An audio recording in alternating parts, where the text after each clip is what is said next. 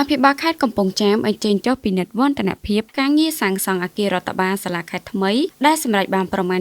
70% ខណៈរួចរាល់ 100% នៅមុនចូលឆ្នាំខ្មែរឆ្នាំ2026 អភិបាលនៃគណៈអភិបាលខេត្តកំពង់ចាមឯកឧត្តមអ៊ុនចន្ទដានៅព្រឹកថ្ងៃទី22ខែតុលាឆ្នាំ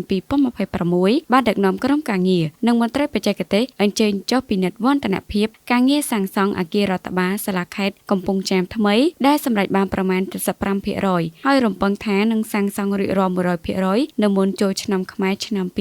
2026ក្នុងឱកាសនោះឯកឧត្តមអ៊ុនចន្ទដាអភិបាលខេត្តកំពង់ចាមបានថ្លែងថាដោយមើលឃើញពីការលំបាករបស់មន្ត្រីដែលកំពុងបម្រើការងារនៅសាលាខេត្តក៏ដូចជាការផ្ដល់នូវទីកន្លែងសមរម្យសម្រាប់មន្ត្រីបំពេញការងារប្រចាំថ្ងៃក្នុងការបម្រើសេវាសាធារណៈជូនដល់បងប្អូនប្រជាពលរដ្ឋក៏ដូចជាសេវាសាធារណជនផងនោះគណៈអភិបាលបានឯកភាពនិងអនុញ្ញាតឲ្យក្រុមការងារធ្វើការសាងសង់អគាររដ្ឋបាលថ្មីនេះឲ្យបានឆាប់រហ័សតាមការគ្រោងទុកក្នុងរយៈពេល6ខែពោលគឺដើមខែ4មុនចូលឆ្នាំខ្មែរឆ្នាំ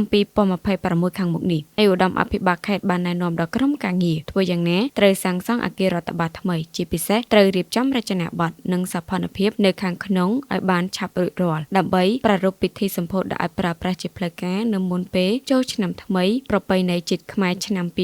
2026គួរបញ្ជាក់ផងដែរថាបច្ចុប្បន្នសំណង់នេះកំពុងសាងសង់លទ្ធផលសម្រេចបានប្រមាណ